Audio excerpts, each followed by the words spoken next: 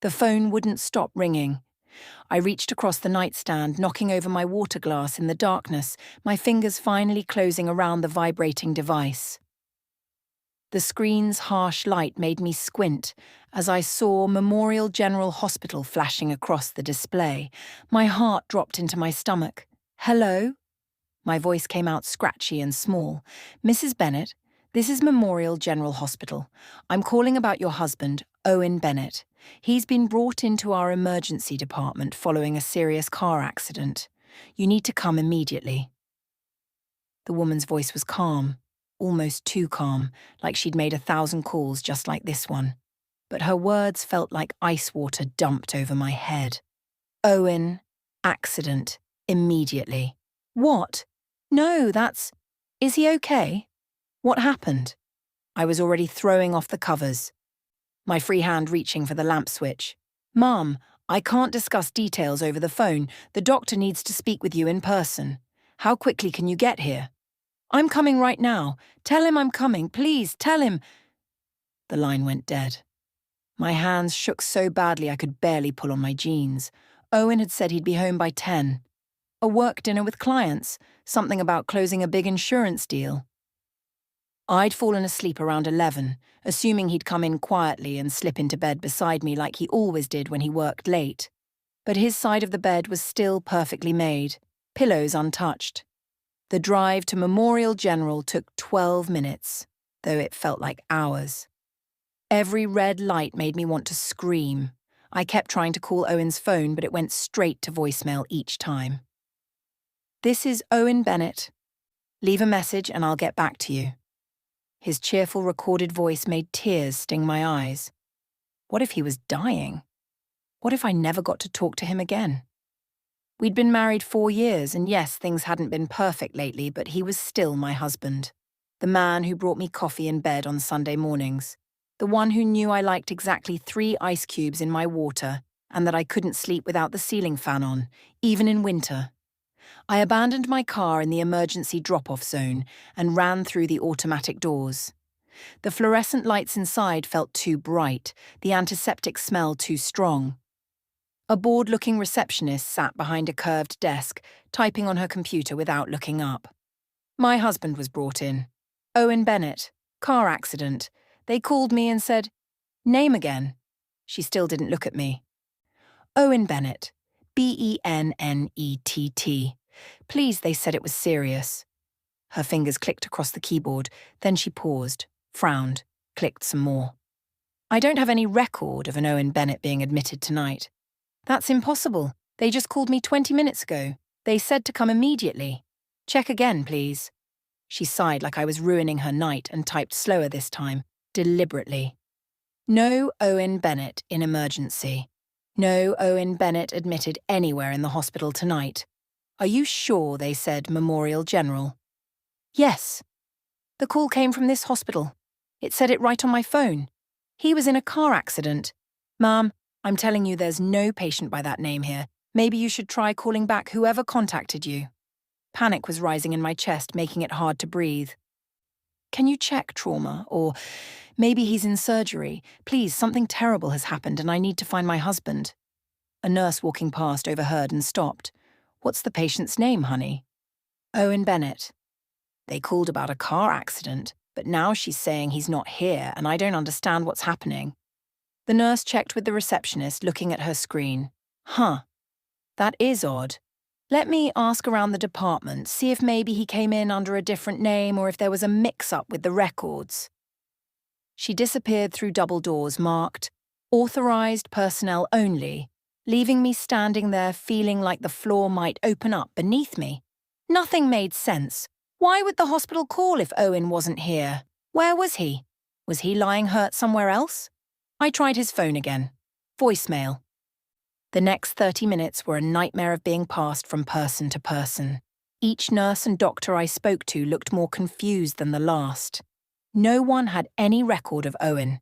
No ambulances had brought in anyone matching his description. The hospital hadn't made any outgoing calls about car accidents in the past 3 hours, according to their phone logs. "Could it have been a prank call?" one doctor suggested gently. Sometimes people do cruel things. No, someone called me from this hospital about my husband. I saw it on my phone. But doubt was creeping in. My thoughts were spinning. If Owen wasn't here, where was he? Why wasn't he answering his phone? I was standing in the hallway, staring at my phone and trying to decide who else to call, when a young nurse appeared beside me. She was maybe in her late 20s, with kind eyes and her dark hair pulled back in a practical ponytail. Her name tag read Jessica Martin. "Mrs. Bennett?" she said quietly, glancing around like she was checking to see who might be listening. "Can you come with me for a moment?" Something in her tone made my skin prickle. "Why?" "Do you know where Owen is? Please, just come with me. Somewhere private." She led me down a corridor and into a small consultation room, the kind of room where doctors probably deliver bad news to families. There was a box of tissues on the table, a painting of a peaceful beach scene on the wall that was supposed to be calming but just felt ominous. Jessica closed the door behind us and turned the lock with a soft click. "What's going on? You're scaring me." Jessica took a deep breath. "Your husband isn't here." There was no accident. The relief that flooded through me lasted only a second before her expression registered. This wasn't good news. Then why did they call me? They didn't. The hospital didn't call you, but someone wanted you to think we did. Someone wanted to get you out of your house in the middle of the night. I stared at her, not understanding. What are you talking about?" "Mrs. Bennett, about 3 hours ago, I was taking my break in the parking lot. I saw 3 men standing by a dark SUV talking. One of them was your husband. Owen? You know Owen?" "I recognized him from the photo. He came into the pharmacy earlier this week asking questions. At the time, I didn't think much of it. But tonight..." She pulled out her phone and showed me grainy security footage. Even in the poor lighting, I could make out Owen's distinctive grey jacket, the one I'd bought him for his birthday. He was talking to 2 other men, their faces partially hidden by shadows. "That doesn't mean anything," I said, but my voice sounded weak even to my own ears. He could have been meeting clients. "I heard them talking. Not everything, but enough. They mentioned your name, Mrs. Bennett, multiple times, and they talked about insurance money, about making something look natural, about how it needed to happen tonight." The room felt like it was tilting. No, you must have heard wrong. Owen wouldn't. After they left, those same 2 men came into the hospital. They went to the pharmacy and started asking my colleague questions about medications. Specific questions about what drugs could cause fatal reactions when mixed with certain allergy medications. They wanted to know what would show up on an autopsy and what wouldn't. I couldn't breathe. This wasn't real. This was some kind of horrible nightmare, and I'd wake up any second in my own bed with Owen sleeping peacefully beside me. "When you showed up tonight," Jessica continued, her voice gentle but urgent, "saying you'd gotten a call about Owen being in an accident, I knew. They lured you here. They wanted you out in the open, vulnerable. Mrs. Bennett, I think your husband is trying to kill you." I laughed. Actually laughed out loud, a sharp, hysterical sound that echoed off the consultation room walls. "That's insane. Owen loves me. We've been married for 4 years. He wouldn't..." People don't just decide to murder their wives. But even as the words left my mouth, I felt something cold settling in my chest. Jessica's face remained serious, sympathetic, but unwavering. "I know how this sounds," she said softly. "I know you have no reason to trust me. I'm just a stranger telling you impossible things about the person you share your life with. But I couldn't let you walk out of here without warning you. I've worked in hospitals for 6 years, Mrs. Bennett. I've seen terrible things that people do to each other, often to the people they're supposed to love most. Show me the video again." She handed me her phone. I watched the footage 3 times, studying every detail. The way Owen's shoulders were hunched forward, tense, how he kept looking around as if checking for witnesses. One of the men handed him something small, maybe an envelope or a package. Owen shoved it quickly into his jacket pocket. Who are those men? I don't know. I'd never seen them before tonight. But after they left your husband, they came straight into the pharmacy area. The taller one, the guy in the black hoodie, he did most of the talking. Asked my colleague Greg about medication interactions. Specifically wanted to know about combining certain sedatives with antihistamines. My throat felt tight. I take antihistamines. For allergies. I know. When you introduced yourself earlier, I recognized the name from the prescription records. You pick up your medication here, don't you? About once a month. I nodded slowly. The pieces were starting to fit together in a way that made me feel sick. Do you keep your medications at home? In a bathroom cabinet, maybe? Somewhere your husband would have access to them? Yes, but I trailed off, remembering something. 2 weeks ago, I'd noticed my pill bottle looked different. The label was slightly crooked, and when I'd mentioned it to Owen, he'd said the pharmacy probably just restocked it funny. I hadn't thought twice about it. Jessica pulled up another image on her phone, this time a screenshot of a text message. The phone number was blocked out, but the message was clear. Wife picks up meds first Tuesday of month, usually between 4 to 6 p.m. Bottle keeps in master bathroom, left side of mirror cabinet. Where did you get this? The guy in the hoodie dropped his phone in the pharmacy. I found it after they left and looked through it before turning it in to security. I know I shouldn't have, but something felt wrong about the whole interaction. This message was sent yesterday. The description of my routine was exact. I always picked up my prescriptions on the first Tuesday of the month, right after work, and my medication was exactly where the text said it would be.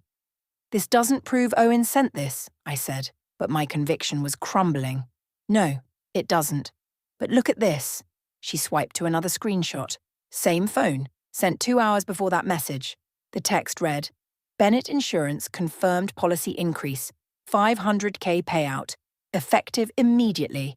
My hands started shaking. We did just increase my life insurance. Owen said it was smart financial planning, that if anything happened to me, he'd need money to cover the mortgage and everything else. He works in insurance, so I trusted him. When did you increase it? 6 months ago, maybe? He kept bringing it up, saying we were underinsured. I finally agreed just to make him happy. Jessica sat down in the chair across from me, her expression pained. Mrs. Bennett, Laura, if I may, I think your husband has been planning this for a while. The insurance increase, learning your medication routine, finding people willing to help him. Tonight was supposed to be the night it happened. But why call me here? Why not just do whatever they were planning at home? I've been thinking about that. Maybe they needed you away from the house. Maybe they needed to set something up. Or maybe having you discover your husband's body was part of making it look real. I don't know their full plan. But when you got that call and rushed here, and I saw you at the reception desk asking about Owen's accident, I knew it was connected to what I'd overheard. I thought about the voice on the phone. Female, professional, calm. Had it really sounded like a hospital employee, or had I just assumed it did because the caller ID said Memorial General? Caller ID can be spoofed, Jessica said, reading my thoughts. There are apps that let you make it look like you're calling from anywhere. It's not hard. My mind was racing through memories, re-examining everything with this new, horrible lens. Owen had been distant lately. More phone calls he'd take in other rooms. Work stress, he'd said. He'd started asking strange questions about my day, wanting to know exact times I'd be places. I'd thought he was just being attentive, maybe trying to plan surprises. Last month, I'd found a second cell phone in his car. He'd laughed it off, said it was a work phone for client calls, that he kept his personal and professional life separate. I'd believed him because, why wouldn't I? People don't suspect their husbands of planning to murder them. I need to go home, I said suddenly, standing up. I need to see if he's there. I need to talk to him. No. Jessica grabbed my arm gently but firmly. That's exactly what you can't do. If I'm right about this, if he knows the plan failed tonight, confronting him could be dangerous. You need to go to the police. And tell them what? That a nurse overheard some men talking in a parking lot? That my husband increased our life insurance? None of this is proof of anything. They'll think I'm paranoid or crazy. You have the security footage. You have my testimony about what they asked in the pharmacy. It's not enough. I was pacing now, my thoughts tumbling over each other. Owen is charming. Everyone loves him. He'll have explanations for everything. The insurance increase was responsible planning. The second phone is for work. Meeting people in parking lots isn't illegal. And he'll make me look like a hysterical wife who jumped to conclusions. Jessica's face told me she knew I was right. Then what are you going to do? I need real evidence, something concrete that proves what he's planning. I pulled out my phone and checked the time. Almost 2:30 in the morning. He'll be wondering where I am soon. I need to go home and act normal. Act like nothing's wrong. Laura, that's incredibly dangerous. More dangerous than letting him think his plan is still on. If I disappear or go to the police with nothing solid, he'll just deny everything, and then I'll be living with someone I know wants me dead. And I'll have shown my hand. At least this way, he won't know that I know. You can't go back there alone. What if something happens? Then you're my insurance policy, I said, surprised by how steady my voice sounded despite the terror coursing through me. If anything happens to me, if I end up dead in some mysterious accident, you go to the police with everything you know. You tell them about tonight. Jessica looked at me for a long moment. Give me your phone number. I want you to text me every few hours. If I don't hear from you, I'm calling the police anyway. We exchanged numbers, and she made me promise to be careful. As I walked back through the hospital corridors toward the exit, everything looked different. The nurses at their stations, the patients in waiting rooms, the whole normal world going about its business while my life had just shattered into pieces. My car was still where I'd left it, a parking ticket tucked under the wiper blade. I sat in the driver's seat for a moment, trying to compose myself. I needed to look confused and upset about a prank call when I got home, not terrified and suspicious. The drive back felt longer than the drive there. Every car behind me looked suspicious. Every shadow seemed threatening. I kept rehearsing what I'd say. It was some kind of sick joke. The hospital had no record of you. Can you believe someone would do that? Our house was dark when I pulled into the driveway. Owen's car was parked in its usual spot. I sat in my car for almost 5 minutes, staring at our house. The porch light was off, which was strange because I always left it on when I went out at night. The windows were dark except for a faint glow from our bedroom upstairs. Everything looked peaceful, normal, like a home where a wife was loved, not murdered. My keys rattled as I unlocked the front door. I stepped inside, deliberately making noise, dropping my purse on the hall table like I always did. "Owen!" I called out, pleased that my voice only shook a little. Footsteps on the stairs. Then he appeared at the top, wearing his pajama pants and an old college t-shirt, his hair messy like he'd been sleeping. His face was a perfect mixture of concern and confusion. "Laura? Honey, where were you? I woke up and you were gone." He was good. So good. If I didn't know what Jessica had told me, if I hadn't seen that video, I would have completely believed him. "Someone called," I said, letting real tears fill my eyes because they were already there anyway. "They said you'd been in a terrible accident, that you were at Memorial General, and I needed to come right away." His expression shifted to shock. "What? I've been here all night. I got home around 11 and you were already asleep." "I know that now. The hospital had no record of you. They said no one had called me. It was some kind of horrible prank." I wiped at my eyes. I was so scared. I thought you were dying. Owen came down the stairs and pulled me into a hug. His arms felt like they always did, strong and familiar. His cologne was the same one he'd worn since we started dating. Everything about him was exactly as it had always been, except now I was wondering if those hands had been planning to kill me. "That's awful," he murmured into my hair. "Who would do something like that?" "I don't know." I pulled back and looked at his face, searching for any crack in the mask. "Where were you tonight? You said you'd be home by 10. Something flickered in his eyes just for a second. The dinner ran late. You know how clients are. They want to keep talking and ordering more drinks. I texted you around 10:30 to say I'd be late, didn't you get it? I checked my phone. There was a text, time-stamped 10:34 p.m. Dinner running long. Don't wait up. Love you. I was already asleep, I said. I'm sorry. This whole night has just been so crazy. Come on, let's get you back to bed. You must be exhausted. He kept his arm around me as we walked upstairs, the concerned husband taking care of his shaken wife. I changed into my pajamas while he watched, making small talk about how terrible it was that people made prank calls like that. I climbed into bed beside him and he pulled me close. His heartbeat was steady and calm against my back. Everything's okay now, he whispered. I'm right here. Nothing's going to happen to you. The irony of those words made me want to scream. I lay there in the darkness, waiting. His breathing gradually slowed and deepened, but I couldn't tell if he was really asleep or just pretending like I was.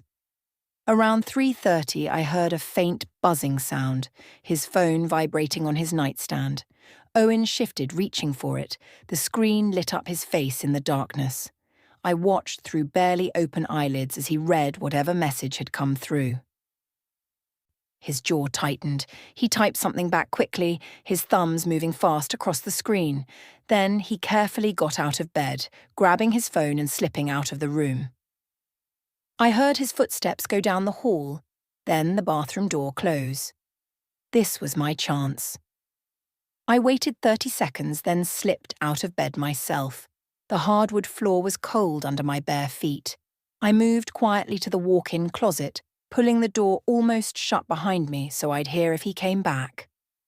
Owen kept his shoes on his side of the closet, lined up neatly on a rack.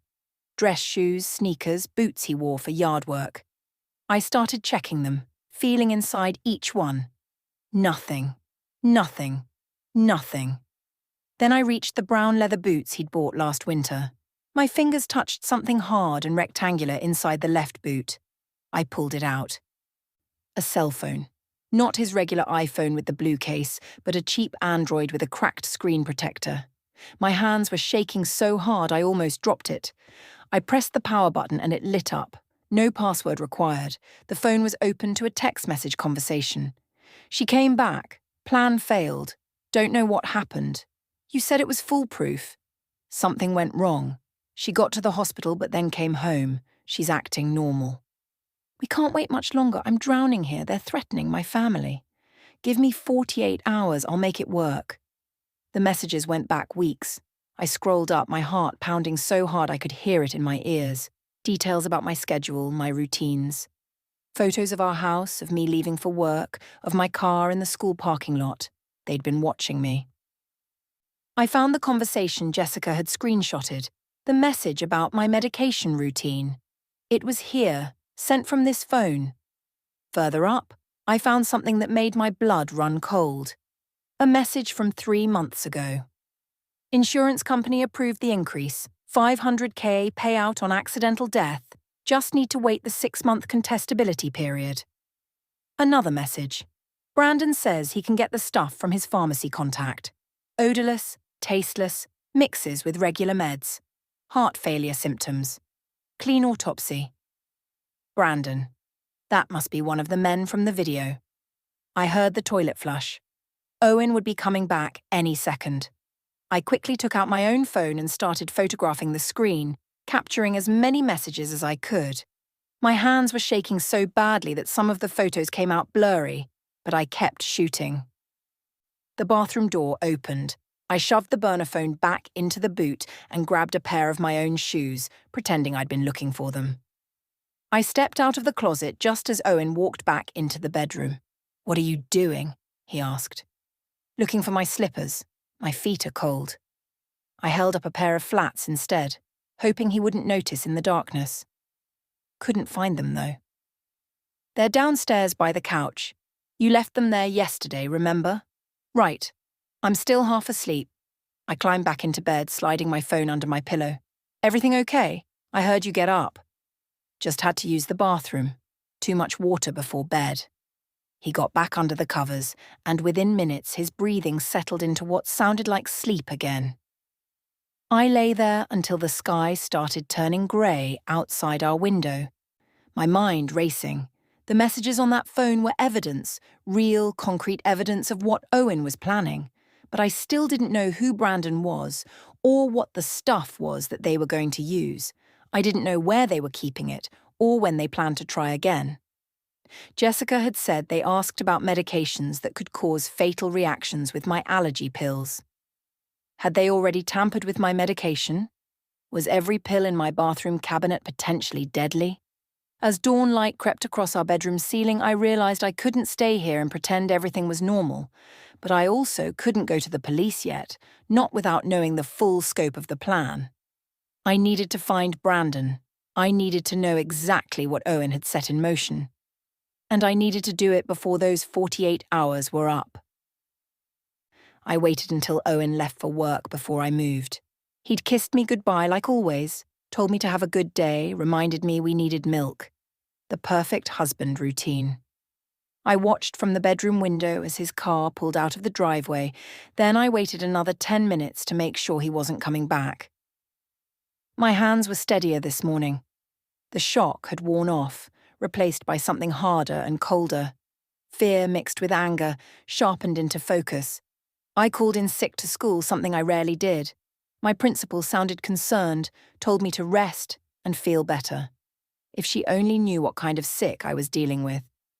Then I called the number Jessica had given me. She answered on the second ring. "Laura, are you okay?"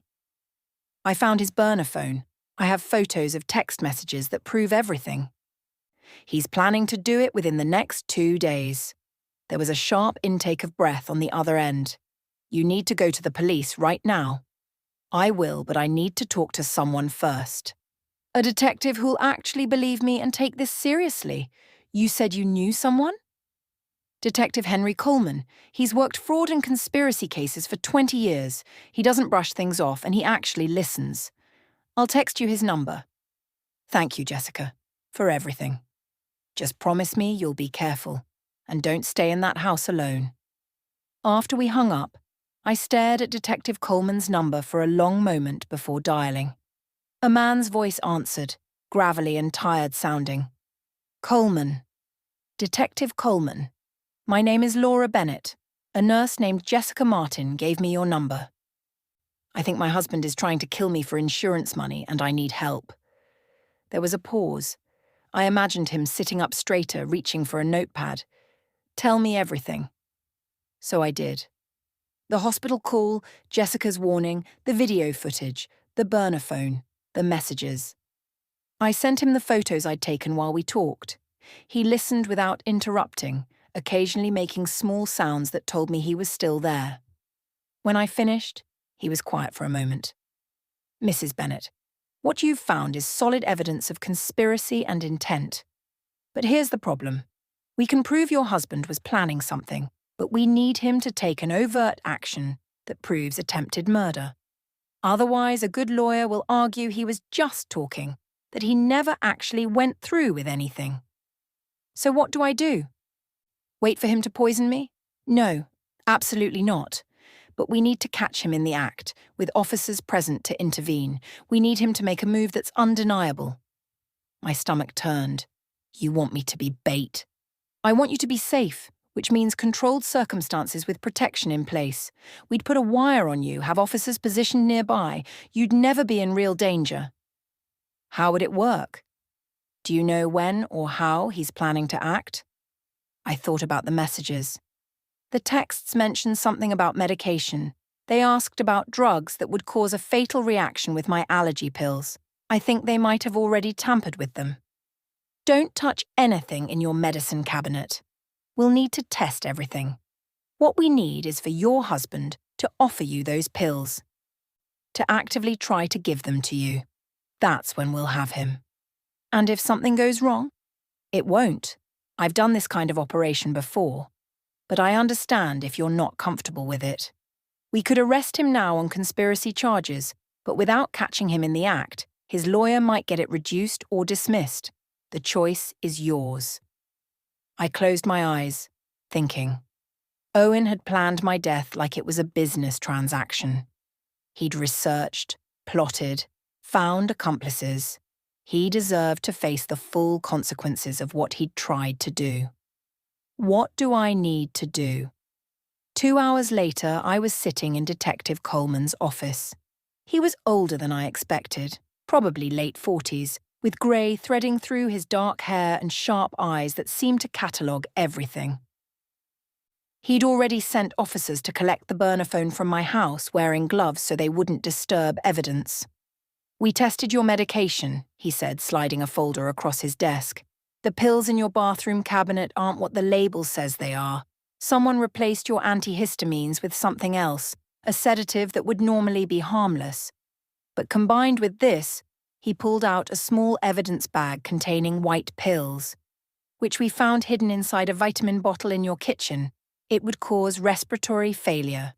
Quick, relatively painless, and it would look like heart failure on a basic autopsy." I stared at the pills that were supposed to kill me. "He put those in my vitamins. Probably planning to suggest you take them. Honey, don't forget your vitamins," that kind of thing. "You'd take the tampered allergy medication, then these, and within hours you'd stop breathing." The clinical way he described my planned death made it feel surreal, like we were discussing someone else's murder. "Here's what we're going to do," Coleman continued. "You go home and act normal. Tonight, tell your husband you're not feeling well. Mention that you might take your allergy medication before bed. See if he encourages it or offers to get it for you. That's when we'll know he's about to act. And you'll be there. We'll have officers positioned outside your house. You'll be wearing a wire so we can hear everything. The moment he hands you those pills and we confirm it's an attempt to harm you, we move in. You'll never actually take anything." He handed me a small device barely bigger than a button. "This is the wire.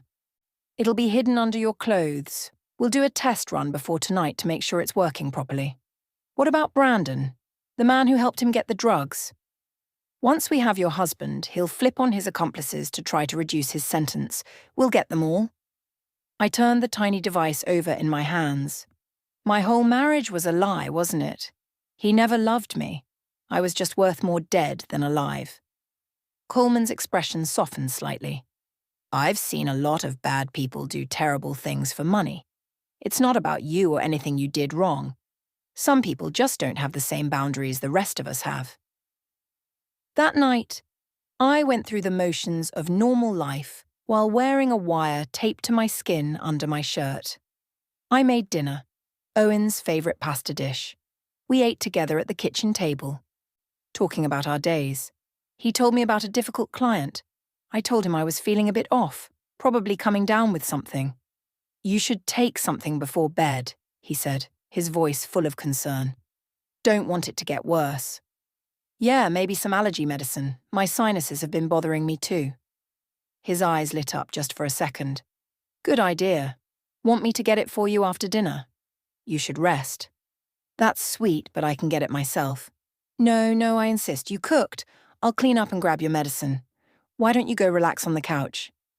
Through the wire, I knew Detective Coleman was hearing every word. I touched the device through my shirt, a reminder that I wasn't alone. "Okay," I said softly. "Thank you, honey." Owen smiled at me, that warm smile I'd fallen in love with years ago. "Anything for you." He cleared the dinner plates and headed toward the bathroom where my tampered medication waited. I sat on the couch, my heart hammering so hard I was sure Owen would hear it when he came back. The television was on, some cooking show I wasn't watching. My hands were folded in my lap to keep them from shaking. Through the wire, I heard Detective Coleman's voice, barely a whisper in my ear through the tiny earpiece they'd given me. "We're in position, 4 units surrounding the house. You're doing great, Laura. Just stay calm." Owen appeared in the doorway, holding a glass of water in one hand. In his other palm were 2 pills. Not the usual single antihistamine I took, but 2 pills. One would be the fake allergy medication. The other would be the deadly combination. "Here you go, sweetheart." He sat down beside me, close enough that our knees touched. "These will help you feel better."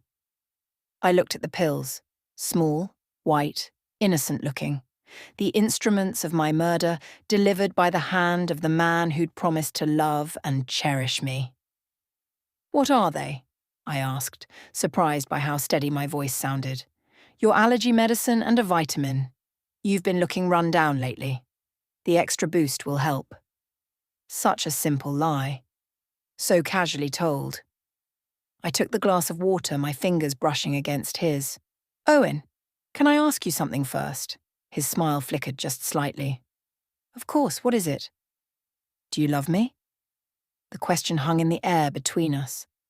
I watched his face, really looked at it, trying to see past the mask to whoever was underneath. The man I'd married, or the stranger who'd planned my death. What kind of question is that? He laughed, but it sounded forced. Of course I love you. Why would you even ask? I don't know. I needed to hear it. Laura, you're acting strange. Are you feeling okay? Maybe you're sicker than you thought. Just take the medicine and... The front door burst open. Everything happened so fast. Detective Coleman came through first, his gun drawn, shouting, "Police! Don't move!" 3 uniformed officers flooded in behind him, surrounding Owen before he could even stand up. Owen's face transformed in an instant. The concerned husband vanished, replaced by something cold and cornered. He looked at me, at the wire now visible at my collar, and understanding flooded his features. You knew, he said flatly. I stood up, stepping back from him, still holding the water glass. The pills he'd given me were still in his hand. Yes, I knew. Hands where I can see them, Coleman ordered. An officer moved forward with handcuffs, Owen's hands clenched into fists, the pills crumbling between his fingers. This is insane. I was just giving my wife her medication. There's no crime in that. Actually, there is. Coleman took the crushed pills from Owen's hand using tweezers, depositing them carefully into an evidence bag. These aren't standard medication, Mr. Bennett. We've already tested the pills in your house. We know what they are and what they do when combined. I don't know what you're talking about. Those are just vitamins. We also found your burner phone. Read all your messages with Brandon Wells. Very detailed planning you two did. The insurance policy, the surveillance, the timeline. You documented everything. Owen's face went pale. I want a lawyer. Smart choice. Coleman nodded to the officers, who pulled Owen to his feet and cuffed his hands behind his back. Owen Bennett, you're under arrest for attempted murder, conspiracy to commit murder, insurance fraud, and forgery. You have the right to remain silent. As Coleman read him his rights, Owen stared at me. Not with love or regret, but with pure calculation. Even now, he was probably thinking about how to spin this, how to manipulate his way out. You'll never prove I was actually going to hurt you, he said as they led him toward the door. It's all circumstantial. My lawyer will tear this apart. Actually, we don't need to prove intent anymore, Coleman said. You just handed your wife pills containing a lethal combination of drugs while being recorded on video and audio. That's attempted murder, and we have you dead to rights. Owen's expression finally cracked. Rage and fear flashed across his face as the reality of his situation hit him. They walked him out to the waiting police car, and I watched through the window as they put him in the back seat. My legs gave out. I sat down hard on the couch, the water glass slipping from my fingers and spilling across the carpet. Jessica appeared at my side. I hadn't even noticed her arrive. She wrapped a blanket around my shoulders. It's over. You're safe now. But I couldn't stop shaking. The man I'd shared a bed with, shared my life with, had just tried to murder me right in front of me. If Jessica hadn't overheard that conversation, if I hadn't found the phone, if Detective Coleman hadn't been there. We picked up Brandon Wells an hour ago, Coleman said, sitting down across from me. Once he saw we had Owen in custody, he started talking. Told us everything. Your husband owed $200,000 to some very dangerous people from illegal gambling. He was desperate. Brandon says Owen approached him about the plan 6 months ago, right after he increased your insurance policy. Did he ever love me? The question came out small and broken. Was any of it real? Coleman's expression was kind but honest. I don't know, Laura. Some people are capable of genuine feeling even when they do terrible things. Others are just very good at pretending. Either way, what he tried to do to you was unforgivable. Over the next few days, the full scope of Owen's plan unraveled.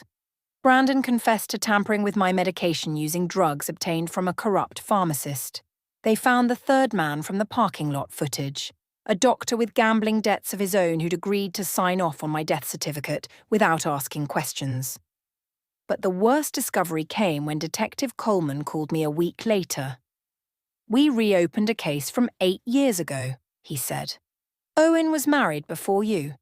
His first wife died of what was ruled as an accidental overdose. But looking at it now, with what we know about his methods... My stomach dropped. He killed her too? We're investigating. The insurance payout on her death was smaller, only $100,000, but it matches his pattern. If we can prove it, he'll face murder charges in addition to what he's already being charged with for your case. Owen's trial happened faster than I expected. Brandon testified against him in exchange for a reduced sentence. The evidence was overwhelming. The burner phone records, the tampered medications, the recorded conversation where Owen handed me the lethal pills, the insurance documents with forged signatures. I had to testify. Had to sit in that courtroom and look at Owen while I described every detail of his betrayal. He watched me with empty eyes, showing nothing. The jury deliberated for less than 3 hours. Guilty on all counts. The judge sentenced him to 25 years to life. The corrupt doctor got 15 years. Brandon, who'd cooperated fully, received 5 years with possibility of parole. Jessica came to the sentencing. We'd become friends through this nightmare, bonded by the night that changed everything. Afterward, we went for coffee, not talking about Owen or trials or murder plots, just normal things. It felt good. Slowly, I started rebuilding. Therapy helped me process the betrayal, the trauma, the violation of trust. I went back to teaching, finding comfort in routine and in my students' uncomplicated honesty. 6 months after the trial, I started a support group for people who'd survived domestic betrayal and violence. The first meeting, 5 women showed up. By the end of the year, we had over 20 regular attendees.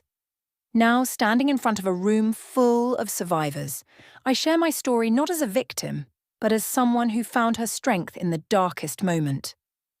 Trust your instincts, I tell them. If something feels wrong, investigate. Ask questions. Protect yourself. You deserve safety. You deserve truth. And you deserve justice. The woman I was before that hospital call is gone. But the woman I've become is stronger, wiser, and determined to help others find their way out of the darkness. Owen took a lot from me, but he didn't take everything. And I'm still here, still fighting, still surviving. That's my victory.